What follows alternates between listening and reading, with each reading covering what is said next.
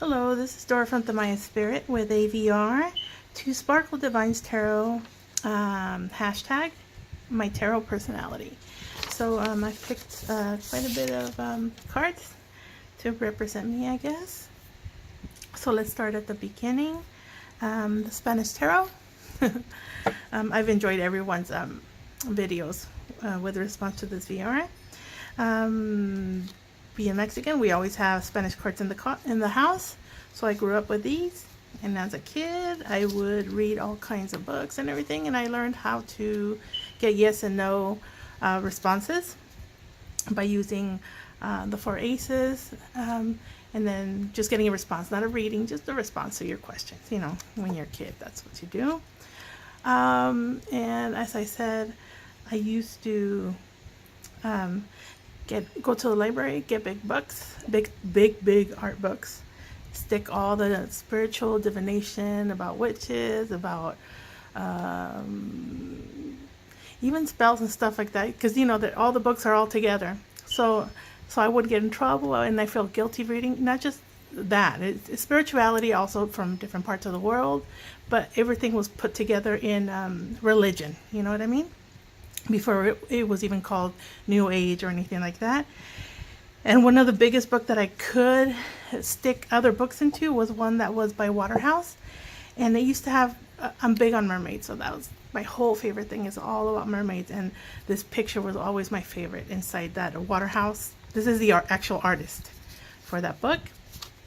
And I'm all about art and the tarot, so I'm a visual person, and I pick up on words mostly, like as a vocabulary with the pictures and everything.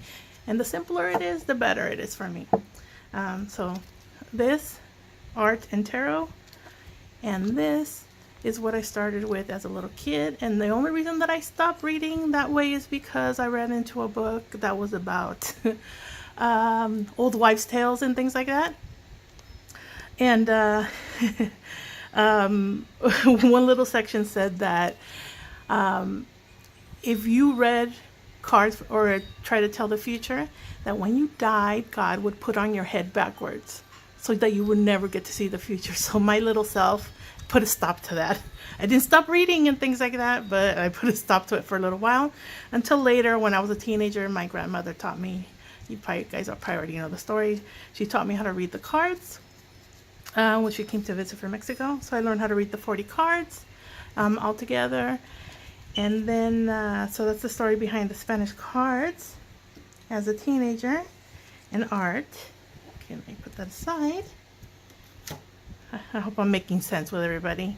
And like I said, everything about, I was all about mermaids. So the first thing I did is, one thing that I love about tarot is I like everything small and portable and able to carry around.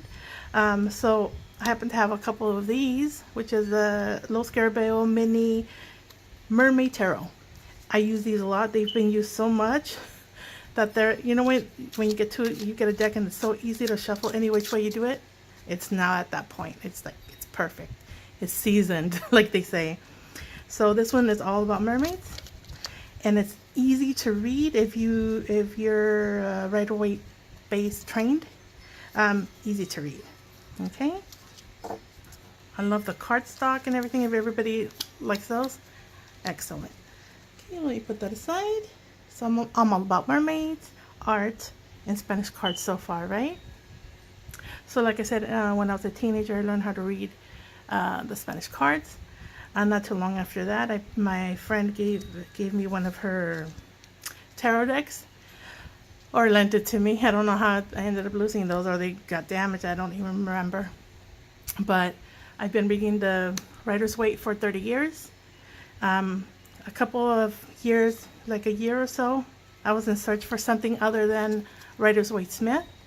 And then I ran into the Guild Tarot. Not knowing much back then, I knew that I'd been in search for about a year and a half for a deck. Because back then, I don't know who told me. I don't know if it was my grandma or someone else, or I don't know. They said that you need to search for a tarot deck that speaks to you, that catches your eye, it's easy for you to read, and it works with you. And then you use that the rest of your life. Back then, there weren't that many options, so It took me forever. I finally got this one. I don't know if it was because of the death card, which is very beautiful. There's also a transformation card, which is one of the page cards, and it's a mermaid. So see all the water cups there. The king is a merman. And one of the transformation cards. Let's see. See, that's the queen. It's not even in here. But anyways, I've been using this card forever, and it's based on the Kabbalah, okay, and the Tree of Life. Okay. So this one I've been using for about 28 years, I'd say, 28 years, and 30 years with the Rider's Waite. Same thing with the Spanish cards. I hardly ever use the Spanish cards anymore, but I still do once in a while as a clarifier. Okay, so that's another part of my own personality.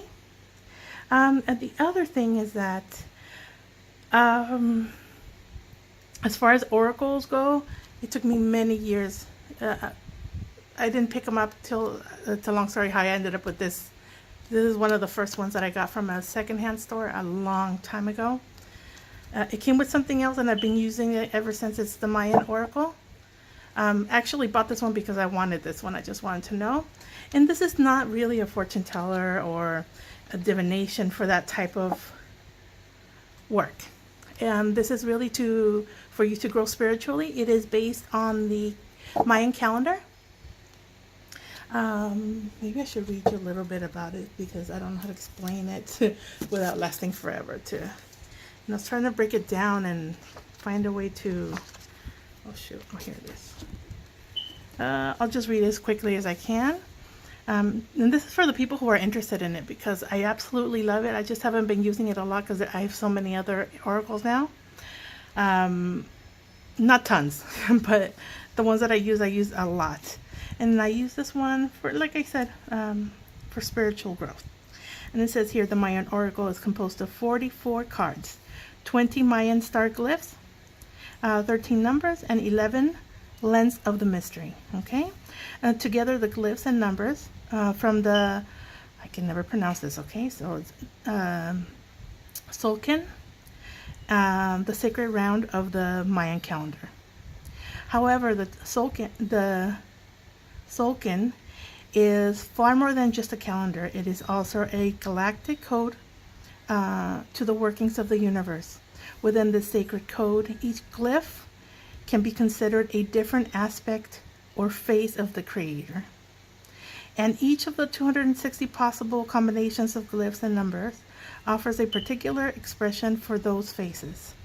The lenses in turn offer new ways of looking at reality based on the new paradigm in the times that are emerging.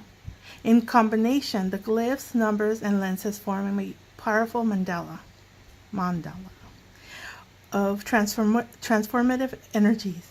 By working with them singly and in combination, you can vastly enhance your personal and spiritual growth. The oracle is not intended as a fortune-telling device. It does not try to predict what will happen in the future or what course of action you should take to solve a particular problem. Rather, it is designed to help you grow spiritually and form a sacred relationship with your essence self. The part of you that is in direct connection with the Creator. Okay, it just goes on and on to explain a little bit more. If you're interested, I think it's still available. It just doesn't look like this. I have an old one, but I used to use this one a lot. So I guess I'll start using it again. But it is beautiful, but it is not for predicting or that type of advice, but to grow spiritually. And I call it this is my purple pear. Okay, so this one is no fortune telling predicting, and this one I do use it, and it's the Witchwood Oracle, and they call them fortune telling cards, but it's still an oracle, and I don't use it for that. Let's see, and this is more like my style, simple, old style. And there's different ways of using it. I don't use it the way it was created with the instructions that it came with. the way I use it. Partially it is the way it's being used. So it's the past, present, future. What's on your mind about the subject? So you don't ask a question, just a subject about what you're curious about.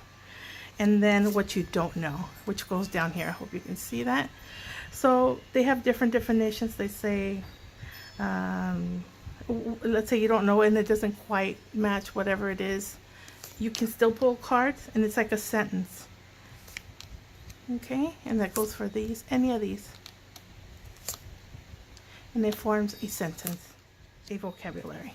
Okay, and it's that's the way I use it. And so far it's been very accurate. It's a great little deck here. Okay, so as far as style, this is my favorite style. Very simple, black and white preferably, but if you can't, you can't. Another thing that I also do is in my practice of reading cards, I also work with ancestors, spirit guides, and anything that falls along that line. And these are the decks that I also use. This one's for life path and advice. And this one is just specifically this one I use at the end of every reading for messages from spirit guide or messages from ancestors. And I have a way of doing it. And it's amazing. So I've been doing this one since Day of the Dead of last year. I have a story that goes behind it, but because of that reason, I do not charge for this. This is pretty much the closing of every reading that I do, and it's the most powerful one, I believe, that I do myself. Okay, so this is part of my personality, and I've been reading this way since as far as I can remember. It is called Keepers. The way I read it's called Keepers of the Light. Like I said, you read with ancestors, connecting and working with the divine, and your spirit guide. Okay, that's my personality. A lot of people only go on psychology, but that's something I also believe in. That is why I have also added the Osho Zen. Okay, this is more like for your mind. It has more to do with emotions. Emotions, sadness, ups and downs, psychologically, and it's very accurate. It will, and I don't use it seldom because it's not chosen much, but it's a great deck. I wish I could use it more often, but it seems that the other cards take over for readings, and maybe I'll use it a little more, maybe someone else, but they seem to choose the other type of deck of cards. And it seems, I think my Guild Tarot is the one that I use the most. Okay. And the biggest thing about my own personal, my personality with tarot is that I'm Catholic. And I know here in the United States, people are either just religious or they're into something else, whether it's pagan, witchcraft, whatever it is, working with spirits, saints, and things like that. In Mexico, it's not like that. They go hand in hand. So I don't understand in the United States how it's like that. So this one is the Lost Tarot of Nostradamus. I'm assuming that his patrons or whoever is paying him to do all his decks. I need a drink of water. Sorry about that. Oh, my time's running out too. So this is my life. I am Catholic. I believe in a lot of things. But I also, you grow up with going to tarot card readers, a lot of other things. You go to curanderos and things like that.